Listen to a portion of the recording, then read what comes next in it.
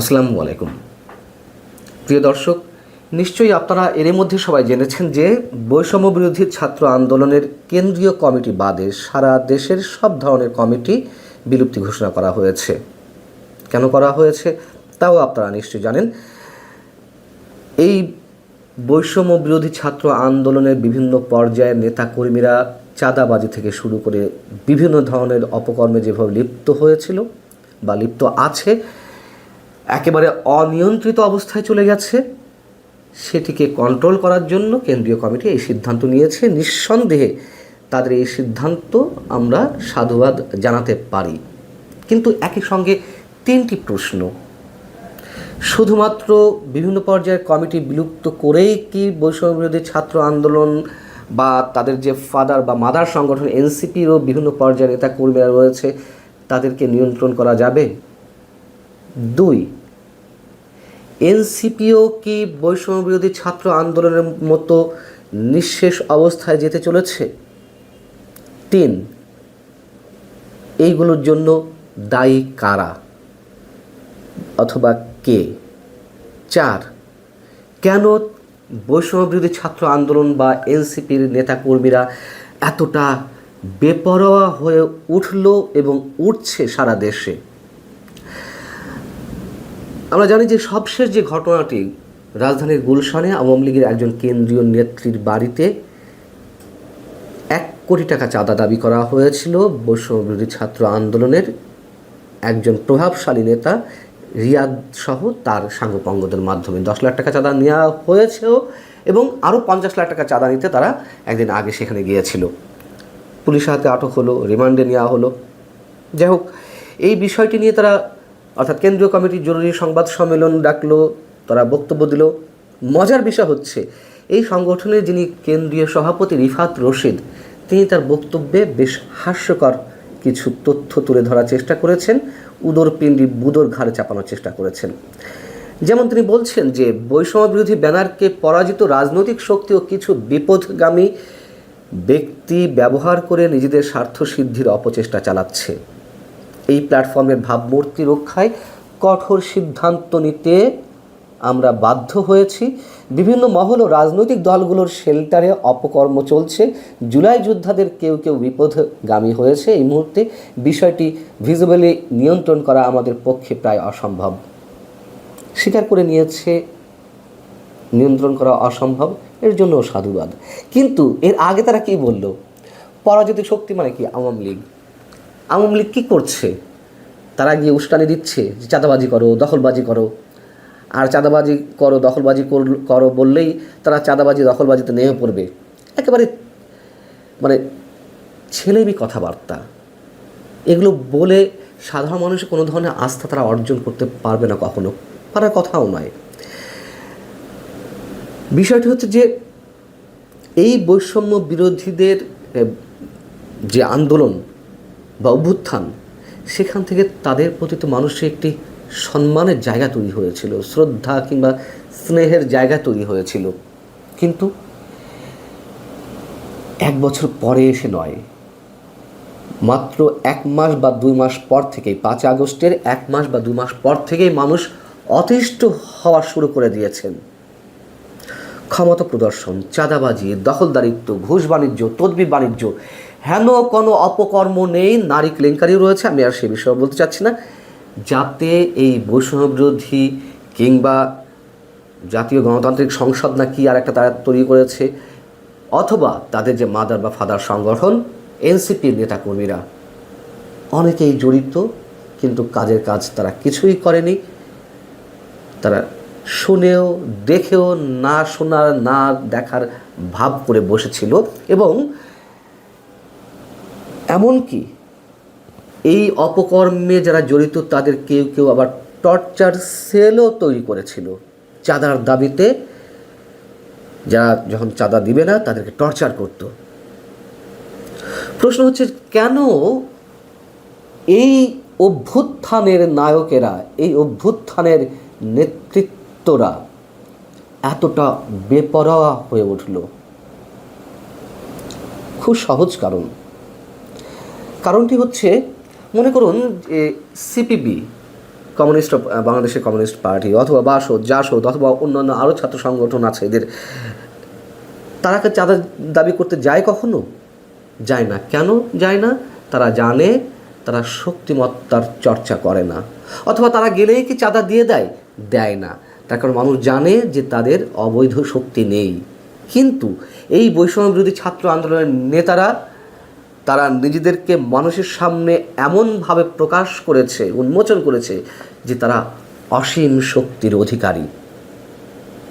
এবং তৃণমূলের নেতাকর্মীরাও জেনে গেছেন যে তাদের নেতারা অসীম ক্ষমতার অধিকারী, তাই তারাও ক্ষমতার অধিকারী। শক্তি মানেই অপকর্মের আধার।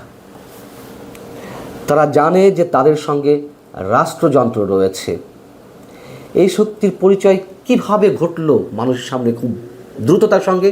এমনি জানতো যে অভ্যুত্থানে তারা নেতৃত্ব দিয়েছে, তারপর থেকে তাদের প্রতি একটা ভয় ভীতি কেন মানুষের সৃষ্টি হলো? মব ভায়োলেন্সের মাধ্যমে। তারা সব ধরনের মব ভায়োলেন্সের নেতৃত্ব দিয়েছে। বিভিন্ন রাজনৈতিক দলের কার্যালয় জ্বালিয়ে পুড়িয়ে দিয়েছে, ভাঙচুর করেছে, বুলডোজার দিয়ে 32 নম্বর থেকে শুরু করে সারা দেশে আওয়ামী লীগের নেতাকর্মীদের বাড়িঘর জ্বালিয়ে দিয়েছে, ভেঙে গুড়িয়ে দিয়েছে।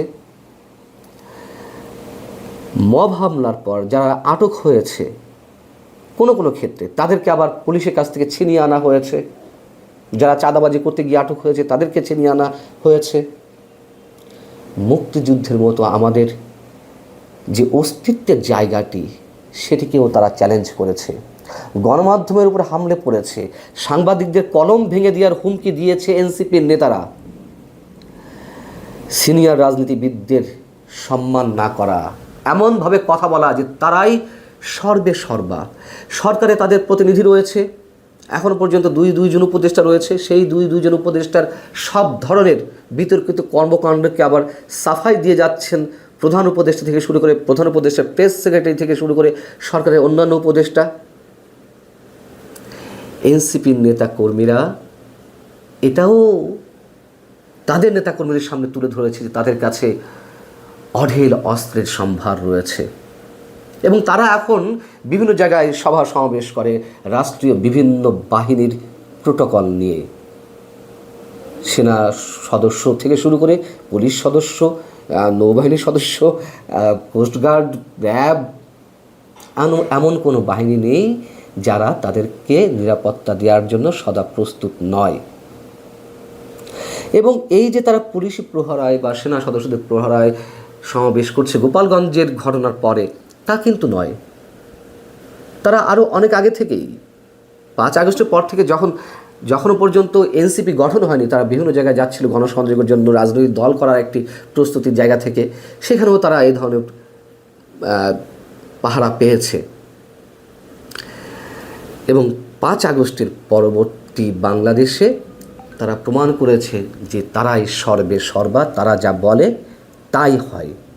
যে কোনো দাবি আদায়ে তাদের বিন্দুমাত্র সময় লাগে না। এবার প্রশ্ন হচ্ছে, এনসিপির অবস্থাও কি বৈষম্যবিরোধী ছাত্র আন্দোলনের মতো হবে? আমি অনেকটা নিশ্চিত।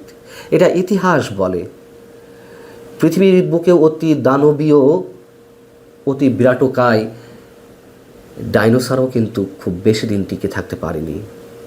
এইসব ক্ষমতার প্রদর্শন যারা করেন অতি অল্প সময়ের জন্য, মানে অতি অল্প সময়ের মধ্যে যারা শক্তিমত্তার পরিচয় তুলে ধরে ব্যাপকভাবে, অতি অল্প সময়ের মধ্যেও তারা আবার বিলুপ্তির মধ্যে চলে যায়।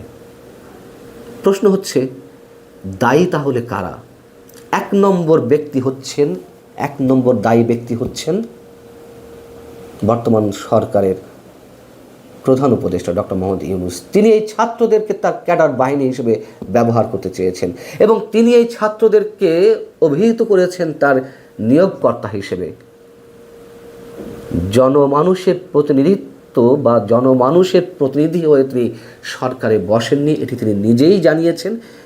তার নিয়োগকর্তা ছাত্ররা।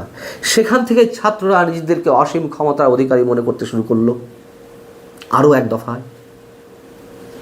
এবং 2 নম্বর হচ্ছে, এই ছাত্রদের যে বিপদগামী করে তোলা হচ্ছে তার জন্য দায়ী হচ্ছে ফ্রান্সের মতন কিছু বিদেশি রাষ্ট্র থেকে যারা ওহী নাজিল করছেন নিজেদেরকে ডিপ স্টেটের খেলোয়াড় হিসেবে, এই ছাত্র থেকে শুরু করে সরকারের বিভিন্ন পর্যায়ের উপরে তাদের নানান ধরনের নির্দেশ, অনুরোধ, উপদেশ, পরামর্শ, হুকুম যাই বলে না কেন তারা দিয়ে আসছে, এবং সরকার এবং এই ছাত্ররা মন্ত্রমুগ্ধের মতো সেই নির্দেশগুলো পালন করছে দেশ ধ্বংসের খেলায়।